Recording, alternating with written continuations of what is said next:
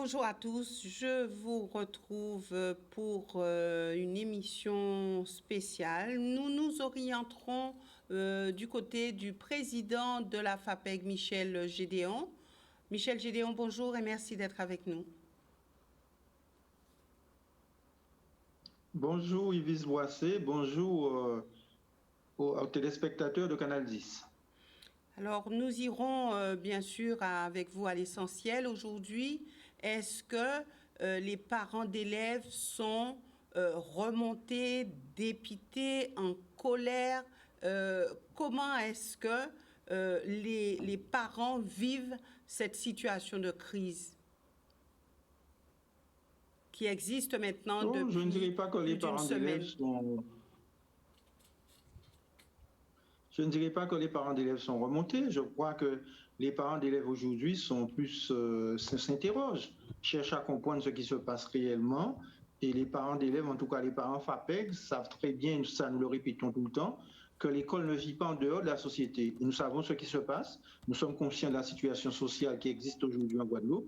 Donc notre souhait, bien entendu, c'est que nos enfants puissent retourner à l'école. C'est le souhait de tous les parents, d'autant plus que depuis 2 ans, nous avons une scolarité pour nos enfants assez difficile, mais nous comprenons ce qui se passe. Nous voulons que nos enfants retournent à l'école, mais surtout qu'ils retournent dans des conditions de sécurité optimales.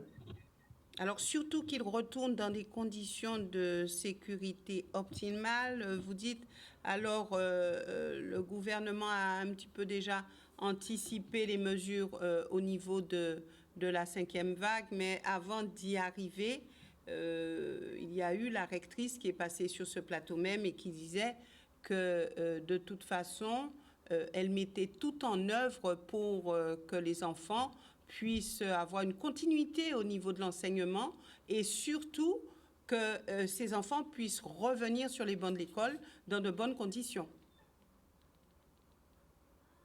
Si c'est le souhait de la rectrice, nous partageons tout à fait ce souhait, mais nous disons que la continuité pédagogique mise en place par le rectorat aujourd'hui, ce n'est pas grand-chose. Il y a des enfants qui attendent toujours que les devoirs arrivent. Il y a des enfants aujourd'hui qui ont des problèmes de connexion, qui n'ont pas les moyens numériques, ceux qui habitent en zone blanche. Et ce qui est valable pour les enfants, c'est aussi valable pour les enseignants. Moi, je crois que pour le moment, la continuité pédagogique, elle n'existe pas réellement. Je crois qu'il faut procéder par étapes. Et comme je vous disais, nous sommes des parents, mais nous sommes aussi des acteurs de la société guadeloupéenne. Nos parents vivent dans une société. Les parents, nos parents, comment dirais-je, sont des gens qui travaillent. Donc, ils sont aussi concernés par ce qui se passe dehors, qui se passe aujourd'hui dans le pays Guadeloupe. Quelles sont vos craintes actuellement? Mais nos craintes, j'ai presque envie de dire, c'est qu'effectivement que la situation perdure. Nous aurions aimé, nous l'avons déjà dit au niveau de la FAPEG, en tout cas qu'il y ait des négociations assez rapides, qu'on puisse discuter, qu'on puisse échanger, que les acteurs, en tout cas que l'État, puisse inviter ceux qui sont à l'origine de ce mouvement autour d'une table de négociation pour pouvoir engager des négociations. Donc c'est ce que nous souhaitons. J'espère en tout cas, nous espérons que ça va arriver assez rapidement. Donc voilà. Est-ce qu'au niveau de la FAPEG, vous êtes mobilisé? Est-ce que vous avez interpellé les élus? Est-ce que vous avez eu à échanger avec la rectrice? Comment vous êtes-vous organisé? Nous avons eu l'occasion de faire paraître un communiqué d'ailleurs, où on rappelait qu'aujourd'hui, la scolarité de nos enfants était en pointillé, et on disait qu'il y a cette réalité. Et on disait que aussi, quand on regarde ce qui se passe notamment sur les barrages, le nombre de jeunes, parce que je rappelle qu'il y a des enfants qui sont même des enfants mineurs qui sont sur les barrages. Et d'ailleurs, nous profitons pour quelque part sensibiliser les parents et appeler les parents à leurs responsabilités. Mais il y a aussi, pas seulement des jeunes, mais il y a aussi des jeunes qui sont en difficulté. Et nous considérons au niveau de la FAPEG que quand on voit autant de jeunes en difficulté, autant de jeunes qui manifestent leur mal-être, leur malaise, c'est que le système éducatif a échoué quelque part. Et nous, au niveau de la FAPEG, nous disons qu'il faut repenser l'école en Guadeloupe. Il faut repenser l'école parce que ce n'est pas normal qu'une école puisse effectivement, j'allais dire, fournir autant d'enfants en difficulté. Et nous le voyons, nous savons que... Alors, comment repenser l'école, justement? Comment repenser l'école? Comment repenser? Mais voilà, c'est une belle question. Et je rappelle que c'est une question qui a été posée pas seulement par la FAPEC, c'est une question qui a été posée depuis des années en Guadeloupe. Depuis, je rappelle, à l'époque du syndicat, le SGES, Syndicat Général d'Éducation Guadeloupe, il y avait le CIPA et d'autres fédérations de parents d'élèves. À l'époque, il y avait la FEN, il y avait des débats autour de l'école. Et il y a déjà eu des idées qui ont été avancées sur l'école en Guadeloupe. Repenser l'école, il faut déjà que cette école-là puisse vivre, j'allais dire, dans son espace géographique. Je prends un cas, par exemple. Vous avez des enfants qui veulent aujourd'hui faire un voyage à la Dominique. Il n'y a aucune aide pour aider ces enfants-là. Nous disons qu'au niveau des collectivités territoriales, il faut dégager, par exemple, une ligne budgétaire pour venir en aide à nos élèves. Il n'est pas question que des enfants de Guadeloupe, pour faire, par exemple, pour se diriger vers la Caraïbe, doivent vendre, doivent faire des ventes de repas, etc. Ce n'est pas normal. Ça, c'est une première chose. Il faut que cette école-là, par exemple, concernant l'apprentissage du créole, il faut que le créole soit considéré comme une langue au même titre que les autres langues, comme la langue française dans nos établissements scolaires, qu'on puisse permettre à nos enfants, justement, d'apprendre le créole. Parce que je ne sais pas si vous entendez comment nos enfants aujourd'hui parlent le créole, mais on se rend compte pour certains, ce qu'ils retiennent de la langue créole, ce sont des vulgarités. Il faut justement faire en sorte que cette langue-là soit enseignée dans nos établissements scolaires. Je crois que repenser l'école, c'est beaucoup de choses. Repenser l'école, c'est aussi... Alors, quelle est cette courroie de transmission qui fait que les enfants retiennent la vulgarité au niveau de la langue créole? Alors, Église Boissé, c'est simplement parce que cette langue, effectivement, n'est pas valorisée. Il faut valoriser la langue. Il faut faire comprendre à tout le monde que la langue créole, c'est une langue de connaissance. C'est une langue de savoir. C'est une langue qui, effectivement, qui est enseignée, par exemple, dans des établissements scolaires. Vous savez, quand on considère qu'une langue est une langue de connaissance, donc c'est vrai qu'on fait attention, on essaie de faire des efforts, on essaie d'apprendre. Mais est-ce que les parents font ce travail? Est-ce que les parents font ce travail? Mais vous savez, les parents, nos parents, et nous sommes sûrement de cette génération où on nous a fait comprendre effectivement que les créoles, pour le monde, c'était Davier nègre. Et il y a encore chez certains parents cette idée d'ailleurs. Pour encore beaucoup de parents, le savoir c'est quelque chose qu'on peut acquérir dans la langue française. On voit difficilement comment on peut acquérir le savoir en créole. Pour des gens, ça n'est pas possible. C'est-à-dire que, alors qu'il est prouvé quelque chose, et ça, je peux le dire, je pense, j'ai eu l'occasion, par exemple, d'étudier des langues étrangères et j'ai compris quelque chose, que ceux qui maîtrisent les langues étrangères, ce sont ceux qui arrivent justement, qui maîtrisent également avant tout leur langue maternelle. Donc, pour permettre à un enfant d'apprendre l'anglais, d'apprendre l'espagnol, un enfant qui est dans un milieu créolophone, il faut déjà que l'enfant maîtrise sa langue maternelle. Et à partir de là, vous pouvez aller à la conquête du monde. C'est ce que nous disons quand nous disons qu'il faut repenser l'école. Il faut repenser l'école dans d'autres domaines. Il faut faire en sorte que cette école-là puisse permettre à nos enfants, justement, d'avoir donc un boulot demain, de pouvoir s'insérer dans la société guadeloupéenne. Donc, ce qui veut dire qu'il y a un large débat. Il faut effectivement qu'on ouvre ce débat-là et qu'on n'utilise pas l'école, par exemple, à des fins électoralistes, comme on utilise les jeunes en disant pendant les campagnes électorales, la jeunesse, la jeunesse, la jeunesse.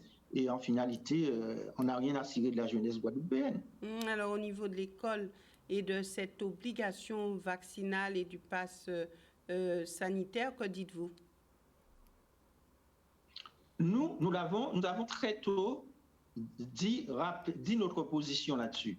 Nous, au niveau de la FAPEC, nous sommes contre l'obligation vaccinale, nous sommes contre le pass sanitaire.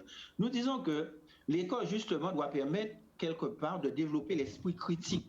L'esprit critique, c'est quoi? C'est de permettre à tout un chacun de pouvoir peser le pour et le contre. Laisser aux gens la liberté. Ceux qui veulent effectivement se faire vacciner, ceux qui veulent vacciner leurs enfants, ils sont tout à fait libres. Nous ne sommes pas à la FAPEC là pour dire aux gens, n'allez pas faire vacciner vos enfants. Ce n'est pas du tout notre rôle. Mais nous disons, laissez au moins la possibilité à ceux qui ne le souhaitent pas de ne pas se faire vacciner. Je crois que c'est très simple à comprendre, ce n'est pas compliqué. Et dans ce domaine-là, et on le voit, je pense que le gouvernement a largement échoué dans sa communication. Et c'est une méconnaissance encore du Guadeloupéen. Et je crois qu'il y a cette résistance aujourd'hui parce qu'on n'a pas écouté. On ne connaît pas comment fonctionne un Guadeloupéen, c'est tout. Alors, au-delà, il faut laisser la liberté aux gens.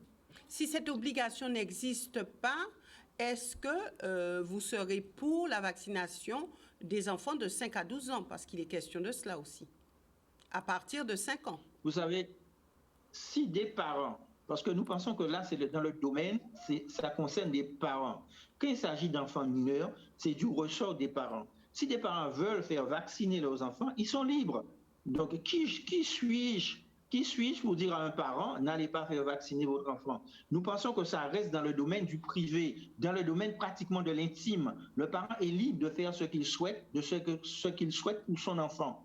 Donc voilà, nous disons en tant que fédération de parents d'élèves, nous sommes contre, en tout cas que l'école puisse devenir un espace de vaccination. Il n'est pas question qu'il y ait des bus qui accompagnent nos enfants dans les centres de vaccination. Ça, nous sommes foncièrement contre.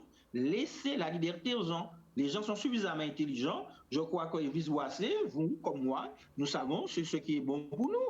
Nous pouvons effectivement dire que voilà, j'ai envie d'aller prendre mon vaccin, je vais prendre mon vaccin. Je vais un médecin traitant, je discute avec mon médecin et en fonction de ça, je prends ma décision. Mais pourquoi il faut qu'il y ait une autorité supérieure pour m'imposer quelque chose? Je dis que non. Et nous disons que non à la FAPEC. Laissez la liberté aux gens. Je dirais même plus simplement, nous sommes pas contre, nous sommes pour la liberté vaccinale. Voilà. Au lieu de dire nous sommes contre l'obligation vaccinale, on dira que nous sommes pour la liberté vaccinale. Les gens veulent se faire vacciner, qu'ils aillent se faire vacciner. Voilà.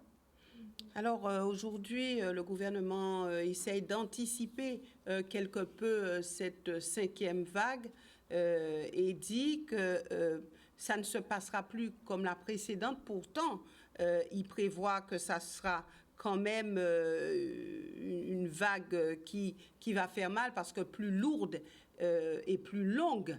Mais parallèlement, le gouvernement dit on n'utilisera pas les mêmes outils pour faire face à cette vague Covid. Alors, pas de fermeture forcément des classes. Et dès le premier cas Covid recensé, il y aura un isolement, mais juste pour ceux qui seront testés positifs, donc pas de fermeture de classe, parce qu'aujourd'hui, le gouvernement dit que sa priorité, c'est que les écoles puissent rester ouvertes. Est-ce que vous êtes dans cette même ligne? Donc, pour le moment, il m'est difficile de dire ce qui se fera lors de cette 5e vague. La 5e vague est annoncée depuis un moment. On attend et on verra. Bien entendu, il faudra quand même préparer, prendre des dispositions au cas où.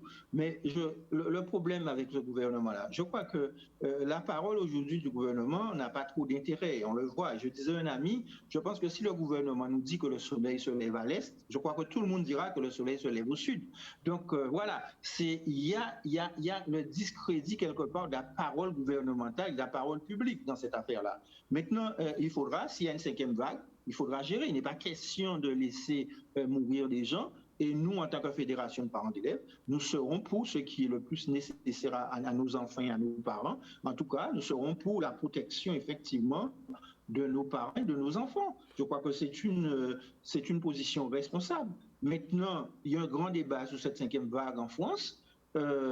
Pour le moment, je crois que c'est au niveau du débat, parce qu'on ne sait pas exactement comment, effectivement, ce virus va se manifester. Jusqu'à maintenant, on a vu que les vagues précédentes, il y a souvent eu des surprises. Donc, attendons avant de, comment dirais-je, de nous emporter là-dessus. Le moment venu, je crois qu'il y aura une parade et on peut dire que l'avantage que nous avons, c'est que nous avons connu d'autres vagues. Au regard de la situation, pensez-vous, Michel Gédéon, que les enfants puissent retourner à l'école très bientôt, je dirais, dès demain? Dès demain, là, pour être honnête, j'ai des doutes. Moi, j'ai entendu, j'ai lu la volonté de la rectrice. Je crois qu'il faut faire attention. Parce que quand je regarde Canal 10, j'écoute, je lis, je vois dans les réseaux sociaux, je crois que le pays Guadeloupe est encore bloqué. Il y a énormément de blocages. Est-ce qu'il faut aujourd'hui inviter les parents demain matin à prendre les routes avec des enfants à bord? Je crois que là, il faut faire attention. C'est vrai, nous voulons, et je le répète, que nos enfants puissent retourner à l'école, parce que depuis 2 ans, il y a eu énormément de pertes d'heures, il y a énormément d'heures de perdues, mais en même temps, nous sommes pour quelque chose qui est je crois, qui est primordial, c'est la sécurité de nos enfants, la sécurité de nos parents. Je crois que la rectrice veut aller vite. Et là, nous disons que faites attention, parce que nous restons persuadés au niveau de la FAPEC, que si demain matin, dans ce contexte, qui a ouverture des établissements scolaires, je vois mal comment on pourra contenir, par exemple, les lycéens qui iront probablement manifester sur les barrages. Est-ce qu'on pourra contenir ces lycéens-là? Pour le moment, ces jeunes sont chez eux, dans leur famille, et les parents arrivent à gérer. Donc maintenant, si la rectrice n'écoute pas, je sais que même autour de lui, ses propres conseillers, il a eu quelque part quelques mises en garde là-dessus. Si elle ne souhaite pas écouter les recommandations, ça c'est son problème. Mais je vous dis que moi, personnellement, je pense qu'il faudrait attendre que la situation aille mieux. Il faut surtout que ceux qui ont la responsabilité dans ce pays-là puissent accepter d'ouvrir des négociations avec ceux qui portent des revendications. Ça paraît pour moi tellement simple et tellement logique. Ouvrez les négociations avec ceux qui ont une plateforme de revendication, et à partir de ce moment-là, créons les conditions pour débloquer le pays Guadeloupe, pour enlever les barrages et pour permettre aux parents et aux enfants d'aller tranquillement à l'école. Donc vous n'enverrez pas vos enfants à l'école demain? J'ai une fille qui est au collège. J'habite Capesterre, qui est entièrement bloquée. Je vois difficilement comment demain elle pourra aller à l'école. Et je crois que c'est la réalité de beaucoup de parents de Guadeloupe. Il y a des endroits où c'est sérieusement bloqué. Donc, je ne vois pas comment les enfants pourront aller à l'école. Il y a des enseignants qui vivent aussi dans des espaces qui sont bloqués, qui ne peuvent pas circuler. Je ne vois pas comment ces enseignants-là pourront regagner leur classe demain matin s'il y a ouverture de classe demain. Donc voilà, je crois que là, il faut faire attention. Il faut éviter la précipitation dans ce domaine-là. Il faut créer les conditions. Il faut que les conditions de sécurité soient réunies avant tout. Je considère, à l'heure où nous parlons, Yves Boissé, ces conditions-là ne sont pas réunies. Donc, ne déplaçons pas le problème. Aujourd'hui, ce problème existe sur nos ronds-points, au niveau de nos ronds-points, sur nos routes. Ne faites pas en sorte que ce problème-là puisse se retrouver dans les écoles de Guadeloupe. Voilà, donc c'est la voix de la FAPEG. Oui, c'est la voix de la FAPEG, mais je crois que c'est aussi la voix de beaucoup de parents. J'ai l'occasion de discuter avec des parents, et les parents me disent, mais attention, M. Gédéon, mais demain matin, comment on fera pour emmener nos enfants? Est-ce qu'on va arriver? S'il y a ouverture de classe, comment on va faire? Est-ce qu'il y aura une sécurité? Est-ce que les barrages seront levés? Etc. Donc, vous comprenez, je crois que ça paraît logique, je suppose à vous également, ça paraît logique qu'on puisse enlever avant tous les barrages, quand les barrages seront levés, qu'on pourra circuler tranquillement. On pourra amener nos enfants à l'école. Comme je vous dis, moi j'habite Capesterre. Si je sors de Capesterre, par exemple, me rendre à Petit-Bourg, je dois passer 4 barrages. Donc dans de telles conditions, je ne sais pas, il y a des enfants qui quittent Capesterre pour aller au lycée Les Droits de l'Homme de Petit-Bourg. Ces enfants-là, de fait, ne pourront pas aller à l'école. Donc voilà, donc il y a cette réalité, au-delà de nos envies, au-delà de belles intentions, au-delà voilà, de tout et tout. Il y a la réalité du terrain, et cette réalité du terrain, à mon avis, elle est incontournable, elle est réelle, et nous devons effectivement en tenir compte. Voilà. Alors, nous sommes arrivés au terme de notre échange. Est-ce que vous avez eu à voir aussi des enseignants en grève? Est-ce qu'ils sont identifiés? Est-ce qu'on les voit? Moi, les enseignants en grève, à ma connaissance, il n'y a pas de mouvement de grève dans l'éducation nationale. Je ne connais pas des enseignants en grève.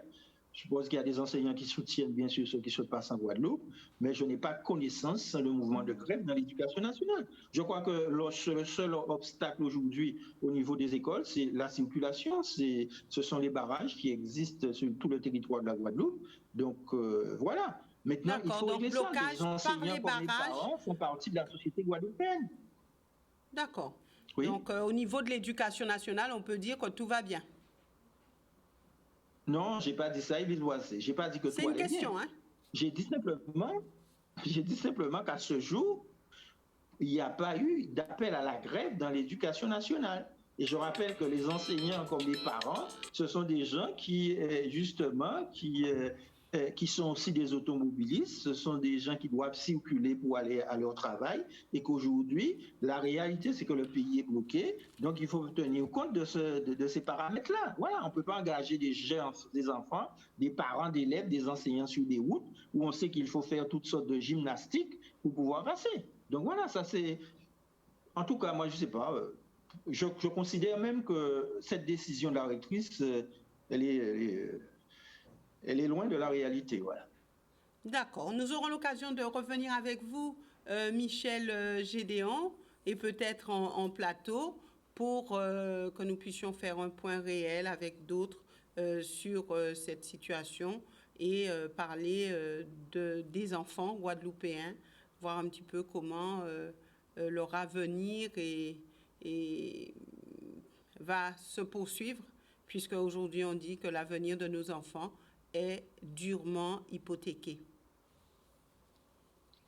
Ben, je l'espère également. J'espère sincèrement que nos enfants, malgré tout, parce que nous sommes quand même un peuple qui a cette capacité de résister, que nous saurons résister, que nos enfants vont pouvoir résister et pourront surtout réussir leur année scolaire. Ça, c'est important. Parce que l'école dans la vie d'un être humain, c'est quand même un moment très important. Et nous sommes des défenseurs de l'école. Nous sommes des défenseurs du savoir au niveau de la FAPEC.